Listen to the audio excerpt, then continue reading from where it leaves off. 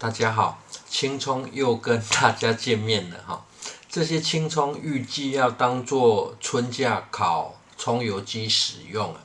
而特别要分享的是，利用切下粗底茎的成长状况，这已经很可以移植到土壤比较厚的位置啊。利用深耕与培土来增加葱柏的长度。为了交代日前移植后青葱的生长进度，就特别先拔一丛来看一下经过生殖后的生长状况。因为这位置已经不方便再帮葱柏覆土啊，继续生长下去，葱柏只会长出，很难变长了。至于一旁防虫网内，原本种植的是青花菜与花椰菜2-3颗绿梗花椰菜是特别不采收进行留种，而这青花菜是采收后同一株又再长出所结球的状况。另外青花菜的侧茎要进行清除时，发现有长根因此拔起后又当成种苗进行移植先顺道看一下下方的福山莴苣大小，因为移植前巢内土壤有加入炭灰土壤也有进行垫高，就不太怕雨水造成败根的现象。这一旁的菠菜虽然是同一品种，却长势不同正常应该是开叶往上生长，但就是偶尔会出现颜色比较深，贴着地面生长至于四季豆的产量，前后院一天还可以采收一大盘的数量。而这些葱种是采收时特别切下约1-2公分的带根底茎进行葱种培育，发现可以快速变粗之外，也有快速分裂的效果。只是还需要进行培土，才有办法拉长葱柏的长度因此就移植在地势比较高、离水比较远的位置种植深度跟一旁的地面差不多约有20公分。2天的时间，已经让高密度种植的福山莴苣陆续要开始长出好吃的菜梗部位。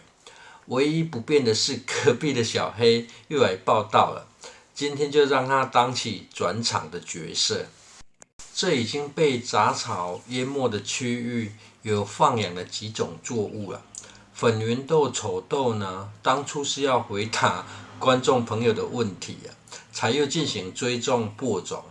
但是已经忘了要回答什么疑问了。因为很晚才种植，现在才刚要进入开花期由于天气很不稳定，又有寒流跟雨水要到来，天冷的作物还很有采收的机会。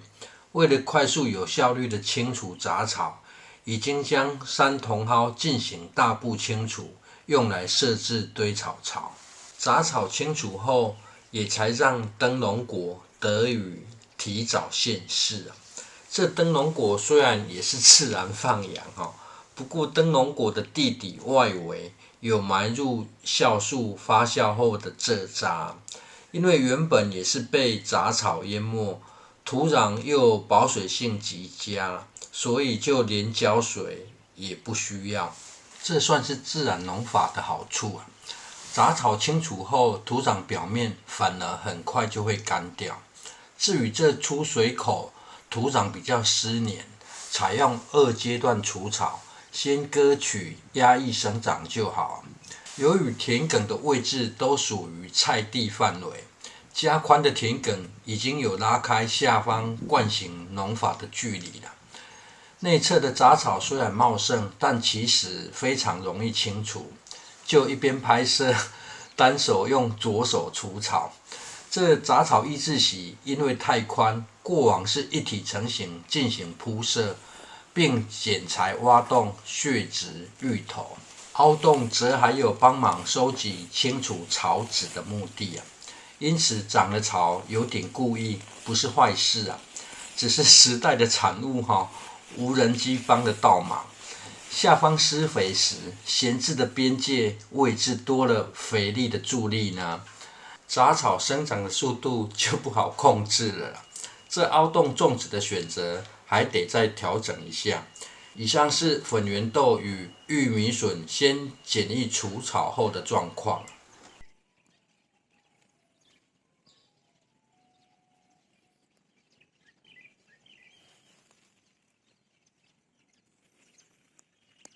至于这一旁还有马铃薯啦，这是由一颗马铃薯发芽后分成10株种下，采用分批第3次进行采收了。剩下的部分原本是要留作假日时让小孩子体验自己去挖啦，只是天气不好就直接采收掉。马铃薯相对于地瓜种植呢，个人觉得反而比较简单省事啊。马铃薯成熟时很像蒜头，茎跟叶会自动干掉。比较省事的原因是马铃薯会自动提醒成熟时间点之外呢，还不需要像地瓜得将地底下的根系清除干净啊。地瓜的根系只要还留在地底，就又会再长出来，这样需要将地整干净呢，就很费事啊。因此，真要种植的话，地质的方式就很不建议啊。若是采用保利龙箱种植呢，倒是可以省事不少。另外，这马铃薯因为也是采用自然放养的方式啊，种植过程有预留比较厚的土壤层，用地势垫高的方式来因应湿黏的土壤。一开始先种植在沟槽里，随着植株变高进行培土，后来才会变成沟槽是在2排马铃薯的中间啊。这种方式除了预留覆土来源，因为有进行垫高土壤层，也就不用担心降雨土壤过于湿黏。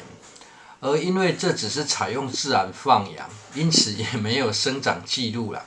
但是一颗换来的全部采收量大约就是这样的3倍啊。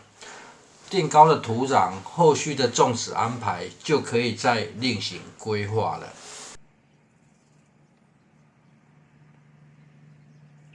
紧接着在一旁已经进入花期，可以留种的是茼蒿。目前没有挖除的原因是同一槽里呢有正在确认导致菠菜黄叶的原因啊。而右侧这则是将堆草槽直接设置在菜床内的状况。这里是鱼生梁下的设置区啦，目前已经将牙管都先打入土里了。影片的最后段就来看一下，这克难是奇特的棚架，也有奇特的除草整地培土状况。家庭种植心态轻松点，可以很有舒压的效果啊。因为在搭设时呢，只剩2组摸字形铁架可以用，在不变动菜床宽度的情形下，搭设后人庞大的身躯目前还可以钻入啊。因此一开始除草时，仅先简单割断杂草底根啊。